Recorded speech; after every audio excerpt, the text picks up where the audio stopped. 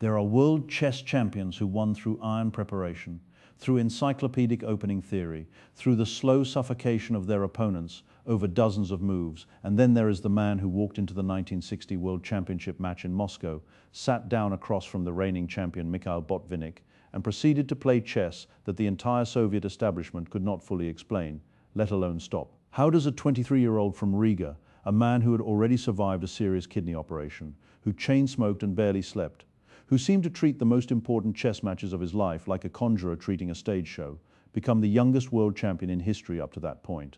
And why did the chess world spend the next 6 decades arguing about whether what he did was genius or something closer to organized chaos? To understand Mikhail Tal, you have to understand the world he was born into, because that world shaped not just his chess, but the specific pressure cooker conditions that made his style not merely possible, but almost inevitable. Tal was born on November 9, 1936, in Riga, Latvia, then a city that had recently been absorbed into the Soviet Union following the Molotov-Ribbentrop Pact and the subsequent occupation of the Baltic states. His father was a doctor, his family was Jewish and educated, and Tal grew up in a city that had seen enormous violence during the Second World War, including the near-total destruction of Riga's Jewish community during the Nazi occupation.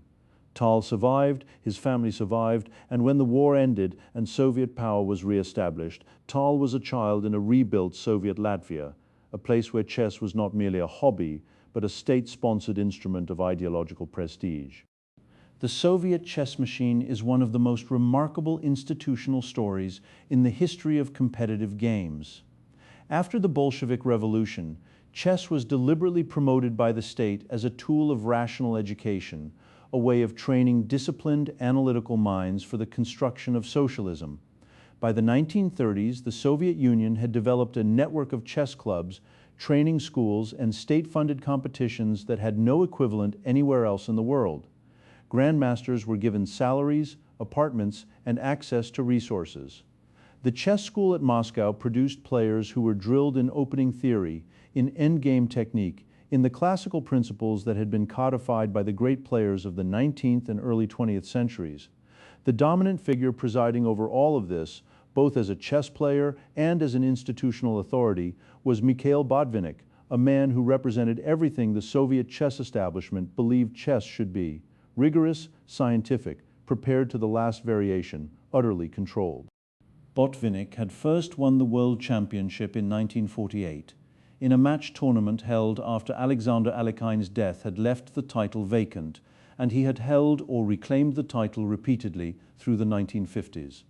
His approach to chess was almost industrial in its discipline.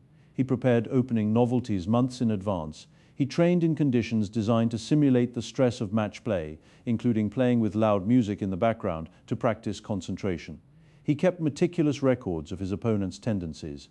He was, in every meaningful sense, the embodiment of the Soviet chess ideal: chess as science, chess as labor, chess as the triumph of systematic preparation over inspiration.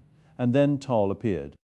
Tal learned chess at around the age of 8 and quickly showed abilities that alarmed and delighted the Latvian chess community in equal measure. He joined the Riga Chess Club and began working with the Latvian master Alexander Koblenz, who became his lifelong trainer and one of the few people who could actually talk to Tal about chess in a language that made sense to both of them. By his early teens, Tal was already playing combinations that experienced club players found difficult to calculate over the board.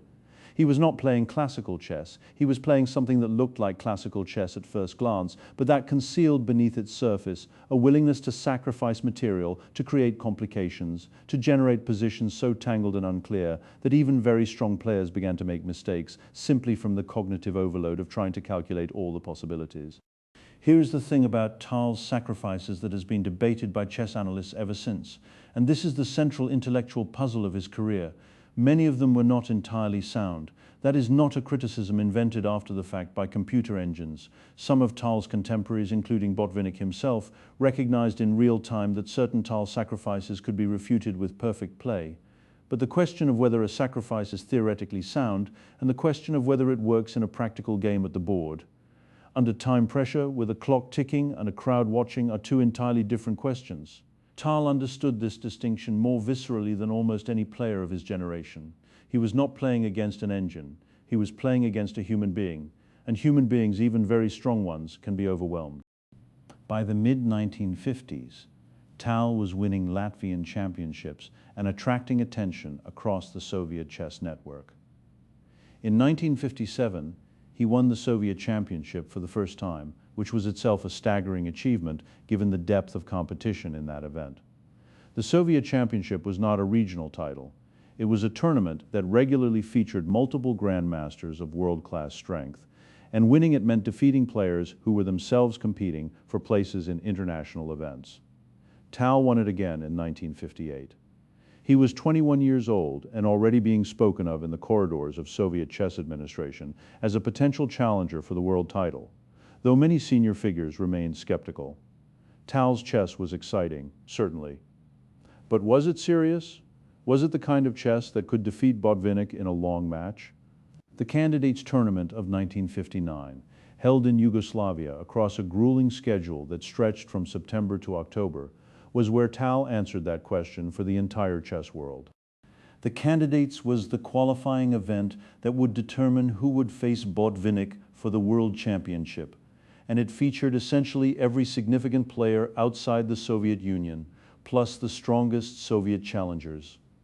Tal finished first with a score that left the field behind him, including players like Paul Keres, Vasily Smyslov, and a young American named Bobby Fischer, who was making his first serious appearance on the world stage. Fischer, who was only 16 years old at the time, later described Tal's play in that tournament as unlike anything he had encountered. He also complained, with characteristic directness, that Tal had stared at him across the board in a way that was deliberately unsettling. Whether that was gamesmanship, intensity, or simply Tal's natural manner at the board has never been fully resolved. But the accusation itself tells you something important. Even at 22, Tal was already generating controversy that went beyond the moves on the board. Tal's eyes are mentioned in almost every account written about him by players who faced him over the board. He had a condition that left one eye slightly larger than the other, and combined with his intense, unblinking focus during games, the effect on opponents was reportedly significant. Multiple grandmasters have described feeling watched, studied, almost hypnotized. David Bronstein himself, one of the most creative players of the Soviet era, described Tal's gaze as something that made it difficult to concentrate on the position. Whether this constitutes a psychological technique or simply a byproduct of Tal's natural intensity is impossible to say with certainty. But in the context of chess, where psychological pressure is as real as calculation, the effect was undeniably part of Tal's arsenal. The World Championship match against Botvinnik began in Moscow in March 1960. It was scheduled for 24 games, and the atmosphere surrounding it was extraordinary. Botvinnik was the defending champion, the patriarch of Soviet chess, a man who had beaten every serious challenger for over a decade. Tal was the young aggressor from Riga, exciting but unproven at the very highest level, a player whose style seemed to violate every principle that Botvinnik had spent his career embodying. The Soviet chess press covered the match intensively. International correspondents were present. The games were broadcast and analyzed in newspapers across the chess world. This was not simply a sporting contest. It was, in the context of Soviet cultural politics, a test of competing philosophies about what chess was supposed to be. Botvinnik prepared for Tal the way Botvinnik prepared for everything, systematically, exhaustively, with a team of analysts working through the kinds of positions Tal preferred to reach. He knew Tal liked open tactical positions. He planned to steer the games toward closed, strategic territory where Tal's combinational gifts would be less relevant. It was a sensible plan. It was also, in the event, not enough. Tal won the first game. He won the third. He drew the second and fourth. After 4 games, he led 2 wins to none with 2 draws, and the chess world was paying very close attention. Botvinnik adjusted. He fought harder. He found resources. But Tal kept generating complications, kept sacrificing pawns and pieces to reach positions where the calculation was so dense that even Botvinnik, one of the most precise calculators in the world, could not always find the correct path. The match went to 21 games. Tal won 6, drew 13, and lost only 2. The final score was 12.5 points to 8.5. Mikhail Tal, 23 years old, was the world chess champion. The reaction in the Soviet chess establishment was complicated. There was national pride. Certainly, a Soviet player had retained the title. But there was also unease among the theorists and the classicists. Tal's chess did not fit the model. It was not the scientific chess that Botvinnik had spent decades promoting. It was something wilder, more intuitive, more dangerous. The question of how to categorize it, how to teach it, how to defend against it, was left hanging in the air as Tal began his reign as champion. That reign lasted exactly 1 year. In 1961, Botvinnik invoked the rematch clause that existed in the World Championship regulations of the time, a rule that allowed a dethroned champion to demand a return match without going through the candidate's cycle again. This rule, which would later be abolished largely because of the controversies it generated, gave Botvinnik a second chance. And Botvinnik characteristically used the intervening year to prepare with ferocious intensity. He analyzed every game from the first match. He found improvements. He worked specifically on the kinds of positions Tal had used to defeat him. He also, by his own account in later memoirs, identified a pattern in Tal's sacrifices. They were often designed to create maximum confusion rather than to guarantee material advantage, and if you could remain calm and calculate clearly, many of them could be refuted. But there was another factor in the 1961 rematch, one that chess history has often treated with a mixture of sympathy and careful uncertainty. Tal's health was deteriorating. His kidney condition, which had required surgery before the first match, was becoming more serious.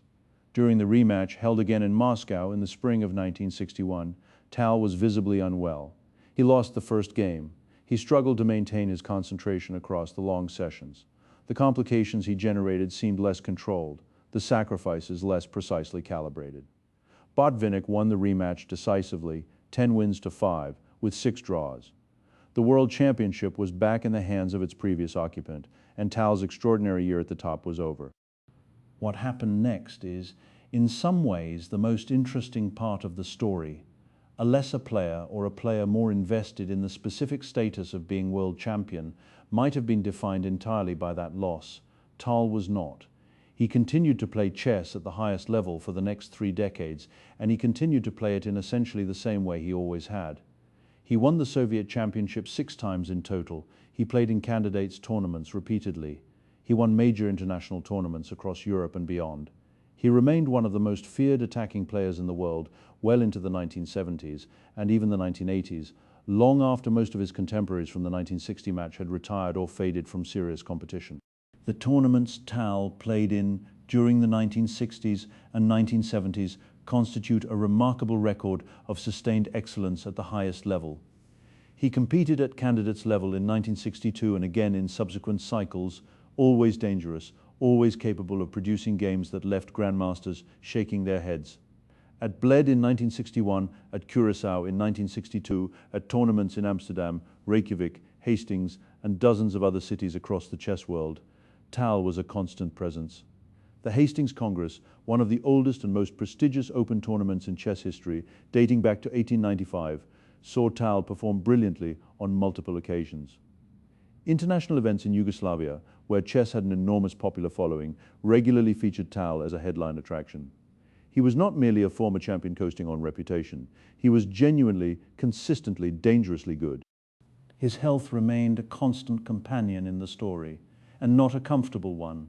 He underwent multiple kidney operations across his career. There were periods when he was hospitalized and chess seemed genuinely secondary to the question of whether he would survive, and yet he kept returning. There is a story reported in various chess memoirs and likely apocryphal in its precise details but consistent with the documented pattern of his life, that Tal would sometimes leave hospital beds to play in tournaments before his doctors had cleared him. Whether or not any specific instance of this is literally true, the overall pattern is documented. Tal played chess when he probably should not have been playing chess, and he played it at a level that continued to astonish. The question of what exactly Tal was doing when he generated his famous complications is one that chess analysis has been trying to answer ever since, and the arrival of computer engines has made the question simultaneously clearer and more interesting. Modern engines running on hardware that can calculate millions of positions per second have analyzed many of Tal's most famous sacrifices and found that some of them were objectively incorrect, that a defending player with perfect information could have refuted them. But the engines have also found that many of Tal's sacrifices were correct, or very nearly so, and that the practical difficulty of defending them over the board was even greater than it appeared.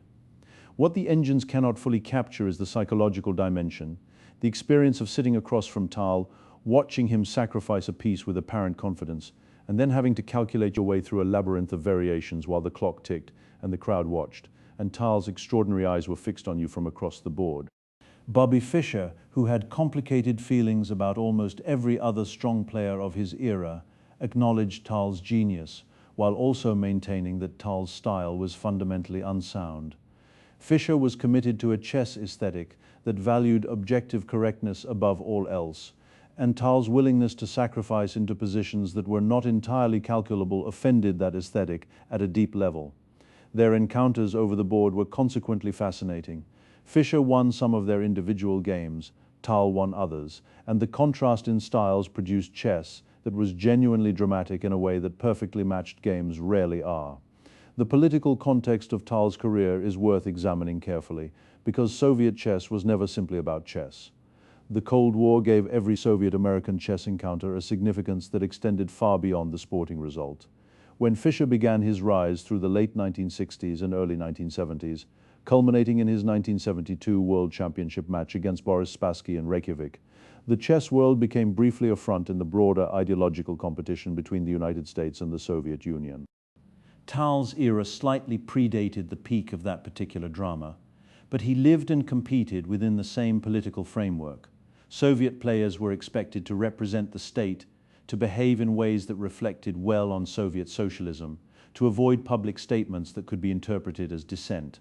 Tal's relationship with this expectation was, by most accounts, relatively uncomplicated compared to some of his contemporaries. He was not a political dissident. He was a chess player who happened to live in the Soviet Union, and he seems to have navigated the institutional expectations of Soviet chess life with the same improvisational flexibility he brought to the board.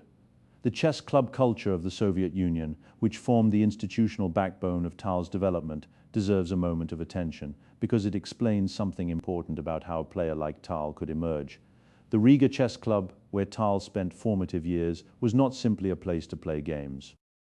It was a community of serious players who analyzed positions together, who debated opening theory, who shared knowledge in ways that accelerated everyone's development.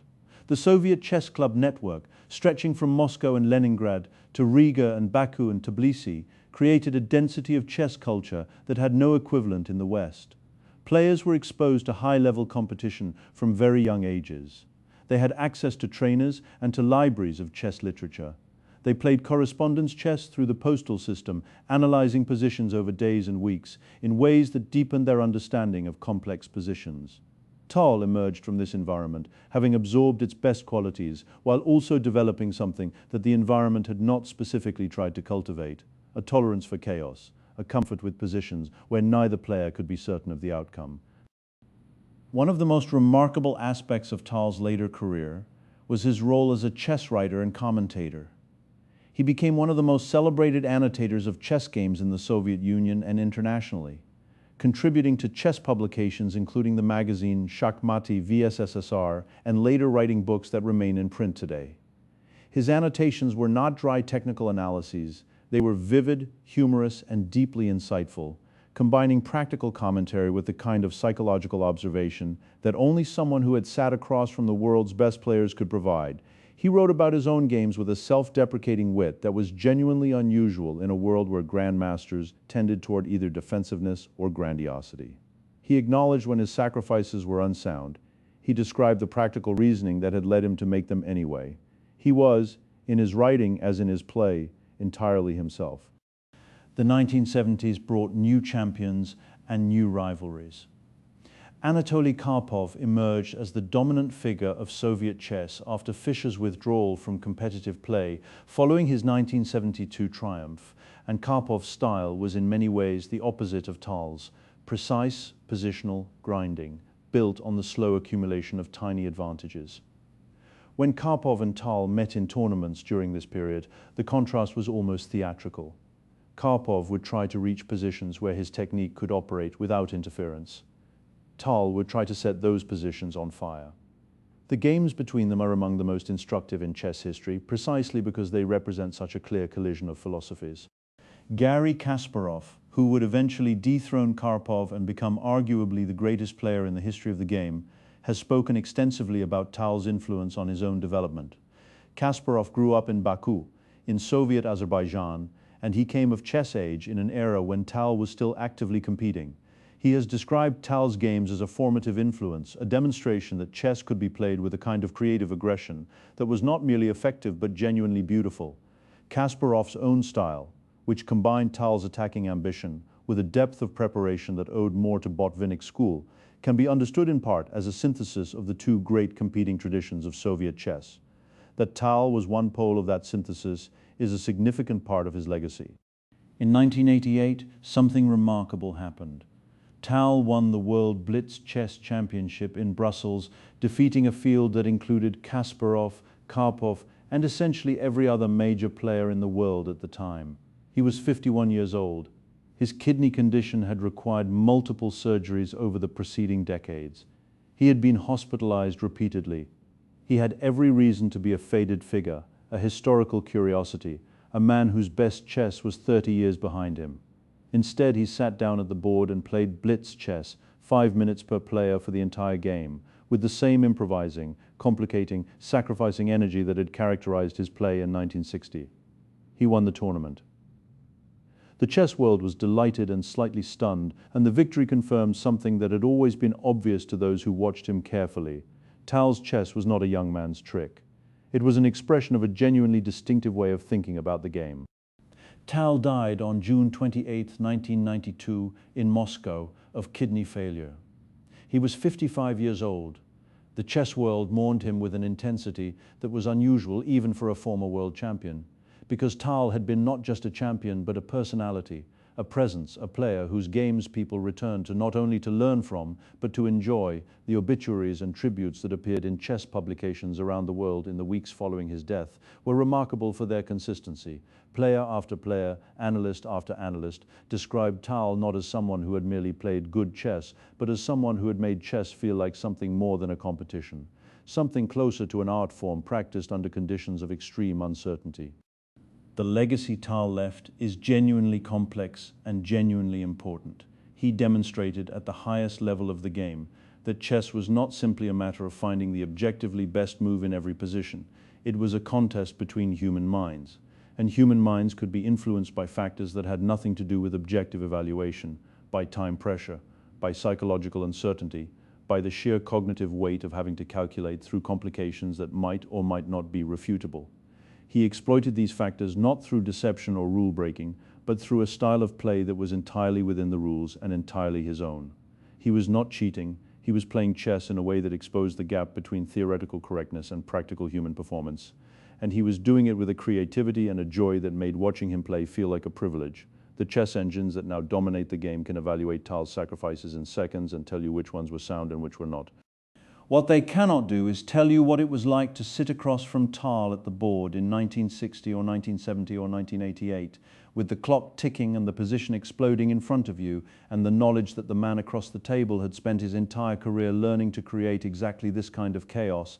The gap between what is theoretically correct and what a human being can find under pressure is where Tal lived his entire chess life, and no engine can fully inhabit that space. Chess has always been presented to us as the ultimate game of pure reason, a domain where calculation is everything and psychology is irrelevant. Tal spent 35 years proving that this was not quite true, and the proof is still sitting there in the game scores, waiting for anyone willing to sit down with a board and feel the weight of those positions, the way the pieces seem to lean toward disaster and then impossibly hold.